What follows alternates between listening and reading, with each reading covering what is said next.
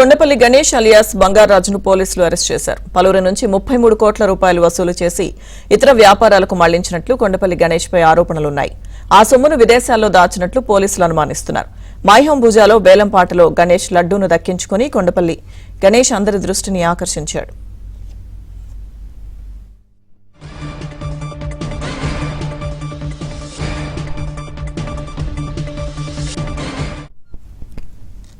పూర్తి సమాచారం మా ప్రతినిధి ప్రవీణ్ అందిస్తారు. ప్రవీణ్, డీటెయిల్స్ ఏంటి?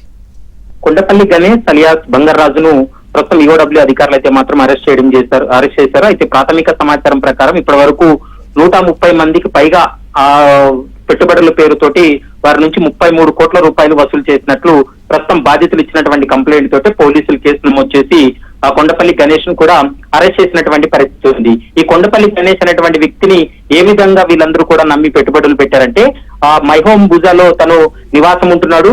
అయితే గణేష్ లడ్డూను వేలంపాట వేసినటువంటి సమయంలో దాదాపు 51 లక్షల రూపాయలకు ఈ వేలంపాటలో ఆ లడ్డును కూడా దక్కించుకోవడం జరిగింది. దాని తర్వాత అతను బాగా డబ్బున్నవాడుగా, సంపన్నుడుగా, మరోవైపు తను చేసేటువంటి వ్యాపారాల్లో భారీగా లాభాలు వస్తాయని చెప్పి చాలా మంది నుంచి నమ్మించి వారి దగ్గర నుండి డబ్బులు అంటే పెట్టుబడుల రూపంలో డబ్బులు వసూలు చేసి మోసానికి పాల్పడినట్లు కూడా ప్రస్తుతం పోలీసులు అయితే ఒక ప్రాథమిక నిర్ధారణకు రావడం జరిగింది. మరోవైపు బాధితులు ఇచ్చినటువంటి కంప్లైంట్ మేరకే కేసు నమోదు చేసి దర్యాప్తు కూడా కొనసాగిస్తున్నారు. రికార్డు స్థాయిలో వేలంపాటలో 51 లక్షలు పెట్టి ఆ లడ్డు కొనుగోలు చేయడం తర్వాత రాష్ట్ర వ్యాప్తంగా ఈ వ్యక్తి ఫేమస్ అవ్వడం, అందరూ కూడా కమ్యూనిటీలో కావచ్చు, బయట వ్యక్తులు కూడా చాలా మంది ఇతని నమ్మి డబ్బులు కూడా పెట్టడం జరిగింది. దాని తర్వాత అతను ఆ డబ్బులు తీసుకొని పరారయ్యాడు. దీంతో ప్రస్తుతం పోలీసులు అయితే మాత్రం అరెస్ట్ చేసి పూర్తి స్థాయిలో విచారణ అయితే కొనసాగిస్తున్నారు. Okay, thank you Praveen.